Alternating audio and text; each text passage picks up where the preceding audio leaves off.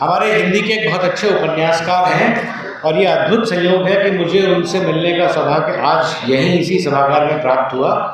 चंदन पांडे उनका नाम है। उनका नया उपन्यास आया है कीर्ति गाथा, जो मैं अभी पढ़ रहा था पिछले दिनों।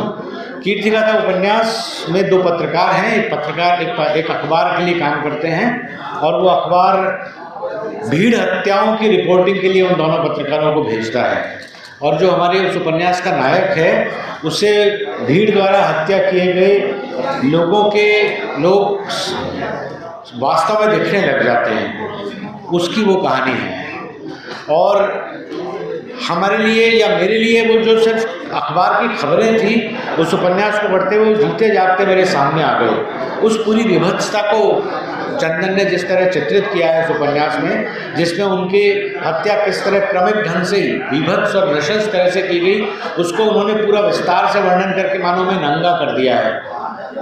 और ये पढ़ते हुए मुझे याद आया कि हम उस समाज में रह रहे हैं जहाँ पे बिल्किस बानो के बलात्कारियों को जेल से समय से जल्दी छोड़ा गया, उनके लिए तथाकथित रूप से मानवीयता दिखाई गई और उसके बाद उन बलात्कारियों को हमारे समाज ने मालाएं पहनाई, अभिनंदन किया।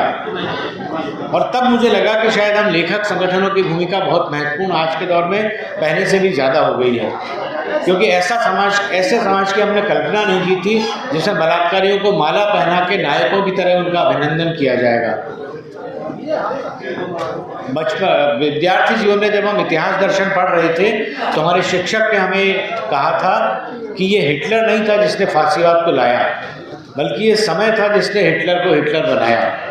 तो ये हम लोग हैं जो बदल रहे हैं। और ये बात मुझसे पहले के वक्ता, विद्वान वक्ता बहुत अच्छी तरह से आपके सामने रख चुके हैं कि किस तरह दंगे करवाए जाते हैं, लेकिन वो करने वाले तो हम में से हैं।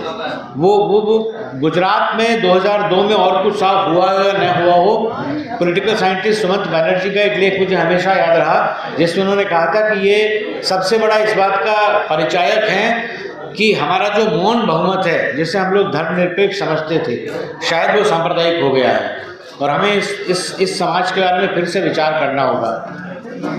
मैं जनवादी लेखक संघ की राष्ट्रीय कार्यकारिणी को और इस सम्मेलन के आयोजकों को सबसे पहले इस बात के लिए बधाई और धन्यवाद देना चाहता हूं कि उन्होंने इस थीम का नाम मनुवादी फांसीवाद रखा है, क्योंकि जैसे ही आप इस बात की पहचान करते हैं कि ये फांसीवाद मूल रूप से मनुवादी ताकतें हैं, वैसे ही हम लोग आधी लड़ाई जीत लेते हैं।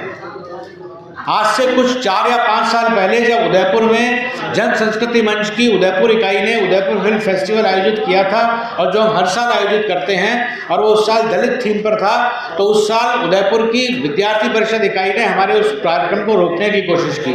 हालांकि उससे हमें फायदा ही हुआ, हम राष्ट्रीय खबर बने, लेकिन उन्होंने रोकने की कोशिश क्यों की थी? क्योंकि हमारे पोस्टर पर रोहित वेमुला की तस्वीर थी। दक्षिणपंथी ताकतें सबसे ज़्यादा रोहित वेमुला से डरती हैं।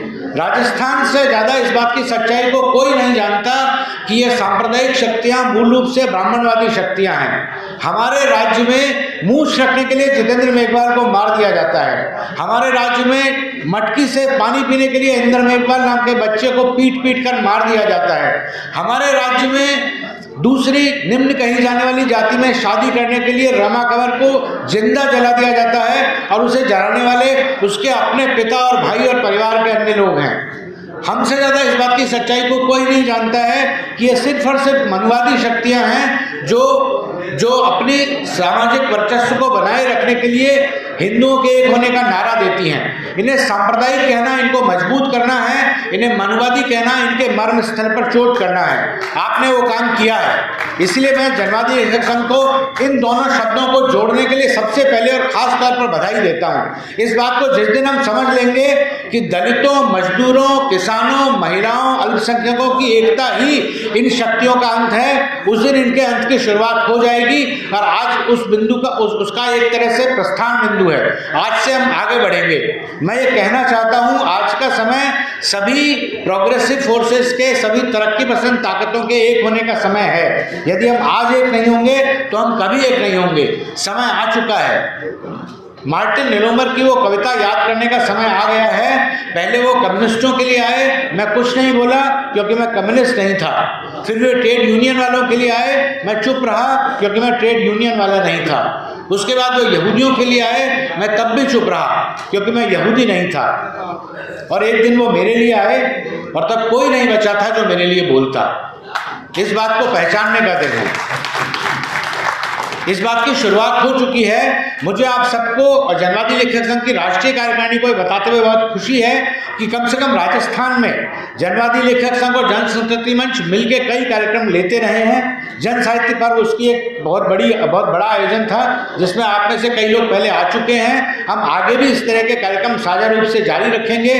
दिल्ली में भी हम देखेंगे नाम से जो सांस्कृतिक प्रतिरोध का प्रयास किया जा रहा है, उसमें तमाम वाम संगठन और तरक्की पसंद लेखक कलाकार सब मिलकर काम कर रहे हैं। इस तरह की साझा लड़ाइयों को आगे बढ़ाए जाने की जरूरत है। आखिर में मैं जन संस्कृति मंच की ओर से जनवादी लेखक संघ को इस आयोजन के लिए शुभकामनाएं प्रेषित करता हूं और साथ ही संदीप को प्रतीक रूप में कहना चाहता हूं कि संदीप आओ हम मिलकर राजस्थान से इन मनुवादी फांसीवादी ताकतों को जड़ से उखाड़ फेंके। लाल सलाम, शुक्रिया। पूरी दुनिया में ही इस समय तमाम देशों के विविध संसाधनों पर मुनाफाखोर कारपोरेट समूहों की नज़रें लगी हुई हैं और वे बहुत तेज़ी से संसाधनों पर कब्जा जमाते जा रहे हैं। अंतर्राष्ट्रीय स्तर पर न्यू लिबरल के नाम पर देशी विदेशी पूंजीपति कारपोरेट मिलकर अपनी लूटपाट जारी रखे हुए हैं। तमाम सरकारें कारपोरेट के आगे नतमस्तक हैं और हम लेखकों, कलाकारों, संस्कृति कर्मियों और बुद्धिजीवियों की चिंता के केंद्र में आम आदमी के साथ धरती और इसके पर्यावरण समेत पूरी सृष्टि से बचाने की कोशिश की चुनौतियां हैं। भारत की तरह पूरे संसार में ही अब राष्ट्रवाद के नाम पर फांसीवादी ताकतों का बोलबाला है। हर तरफ अल्पसंख्यकों पर हमले हो रहे हैं। भारत में हमारी साझा गंगा जमनी संस्कृति को नष्ट किया जा रहा है।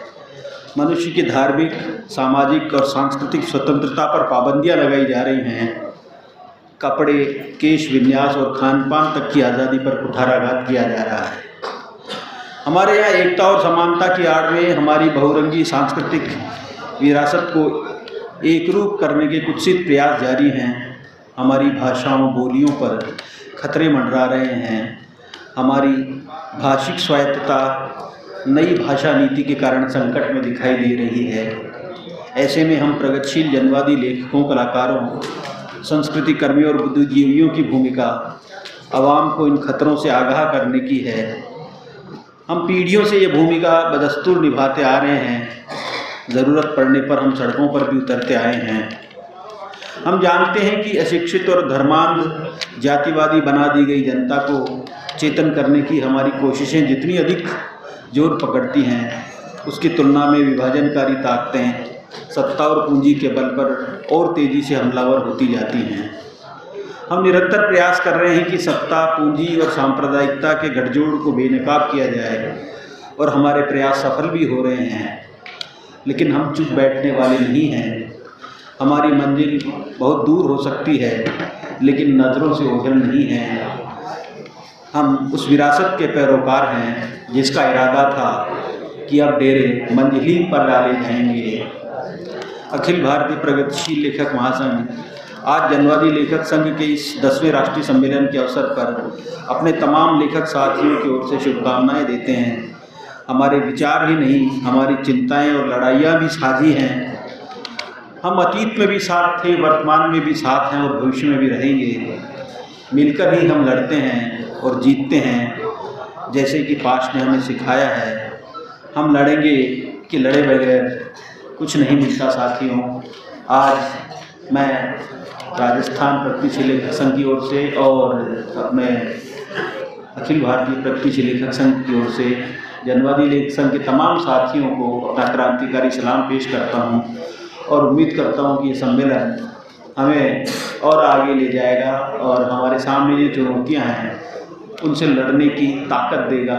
और जब हम साझा मिलकर बैठते हैं तो नई रूपरेखा बनती है, नई रणनीतियाँ बनती है और आप तय मानिए कि जो भी लोग आप तय करेंगे उसमें प्रगतिशील लेखक संघ उसी तरह से सक्रिय रहेगा, जैसे ही हम पहले भी एक सांस्कृतिक एकजुटता प्रदर्शित करते रहे हैं जो वाम और लोकतांत्रिक संगठनों की लंबी प्रक्रिया का हिस्सा है।